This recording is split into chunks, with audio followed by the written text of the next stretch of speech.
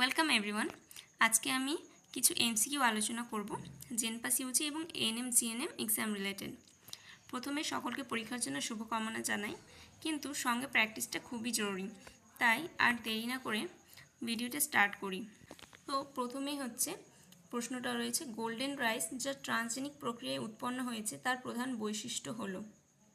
অপশনগুলো দেখো, এ বেশি ভিটামিন এ থাকে, বি বেশি মিথিওনিন থাকে, সি বেশি লাইসিন থাকে, ডি বেশি লুটিন থাকে। প্রশ্নের উত্তর বলার আগে আমি বলে দিই, প্রথমে ভিডিওটি পজ করে সলভ করার চেষ্টা করো। এখন আমি উত্তরটা বলে দিচ্ছি। তো গোল্ডেন রাইস যা ট্রান্সজেনিক প্রক্রিয়ায় উৎপন্ন হয়েছে তার প্রধান বৈশিষ্ট্য হচ্ছে এতে ভিটামিন এর পরিমাণ বেশি থাকে। 2 নম্বর হচ্ছে রেস্ট্রিকশন এন্ডোনিউক্লিয়াসকে বলা হয় ইসিওআরআই। এখানে সিও কথাটির অর্থ হলো কোলন, সিলোম, কোএনজাইম না কোলাই। কোলাই।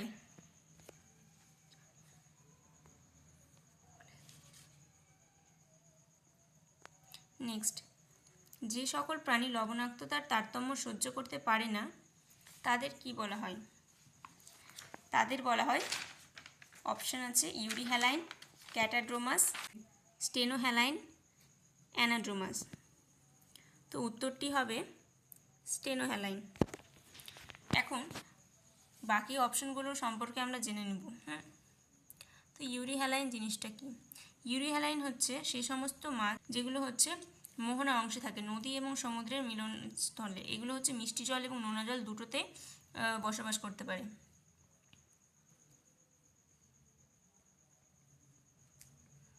মিষ্টি প্লাস নোনা।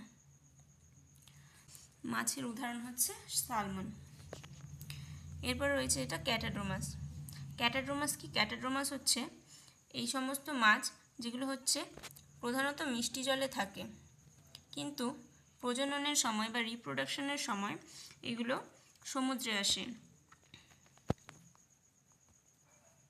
ঠিক আছে, ক্যাটাড্রোমাস হচ্ছে যারা মিষ্টি জলে বসবাস করে এবং সমুদ্রে প্রজননের সময় আসে, যেমন হচ্ছে ইল। এবং স্টেনোহ্যালাইন, স্টেনোহ্যালাইন হচ্ছে যেগুলো লবণাক্ত জলেই বসবাস করে এবং লবণাক্তের তারতম্য সহ্য করতে পারে না, যেমন হচ্ছে হাঙর এবং টুনা মাছ। এবং অ্যানাড্রোমাস, অ্যানাড্রোমাস হচ্ছে সে সমস্ত মাছ যেগুলি সমুদ্রেই থাকে, কিন্তু রিপ্রোডাকশনের সময় বা প্রজননের সময় এরা মিষ্টি জলে গমন করে, যেমন হচ্ছে ইলিশ মাছ।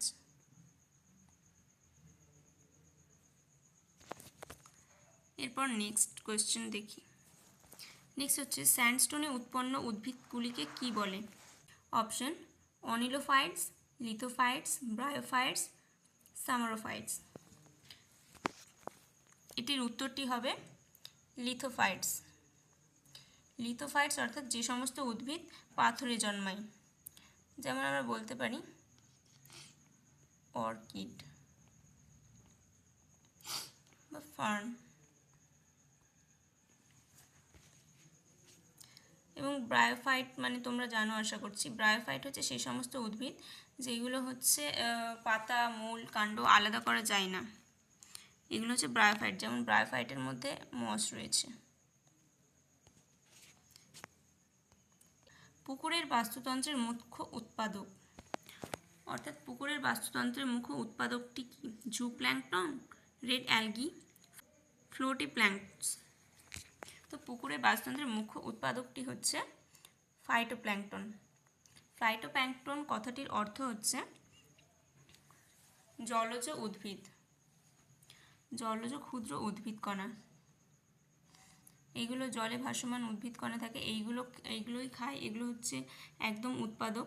এরপর প্রাথমিক খাদক, তারপর দ্বিতীয় শ্রেণীর খাদক, তৃতীয় শ্রেণীর খাদক, এরপর বিয়োজক, এরকম রয়েছে। তো ফাইটোপ্ল্যাঙ্কটন, যেমন ফাইটোপ্ল্যাঙ্কটনের একটা উদাহরণ আমরা বলতে পারি ডায়াটম।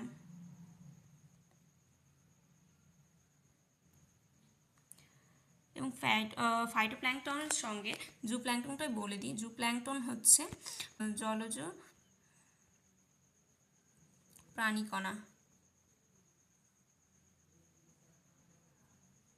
জুপ্ল্যাঙ্কটন এর অর্থ হচ্ছে জলজ প্রাণীকণা এবং ফাইটোপ্ল্যাঙ্কটন হচ্ছে জলজ উদ্ভিদ কণা।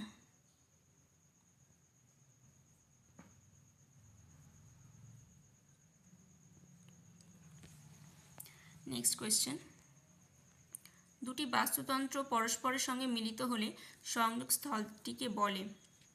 অপশন নিচ, হ্যাবিট্যাট, ইকোটাইপ, ইকোটোন। তো এর উত্তরটি হচ্ছে ইকোটোন।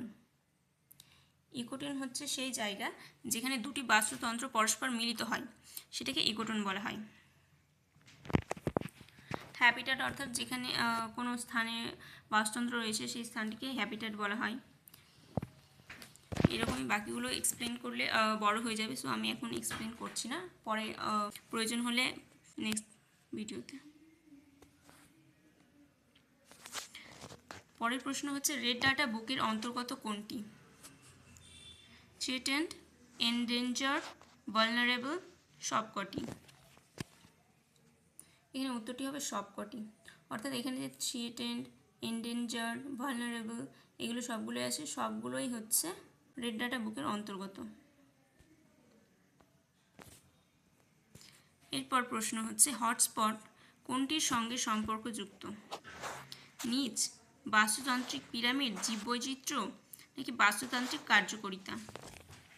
এটা অপশনটা এখানে ভুল রয়েছে, এটা সি হবে। উত্তরটি হবে জীববৈচিত্র্য। হটস্পট জীববৈচিত্র্যের সঙ্গে সম্পর্কযুক্ত। 9 নম্বর প্রশ্ন হচ্ছে পেশি সংকোচনে অংশগ্রহণকারী আয়নগুলি হলো? পেশি সংকোচনে অংশগ্রহণকারী আয়নগুলি হচ্ছে, অপশন দেখো, উত্তরটি হবে ক্যালসিয়াম এবং পটাশিয়াম।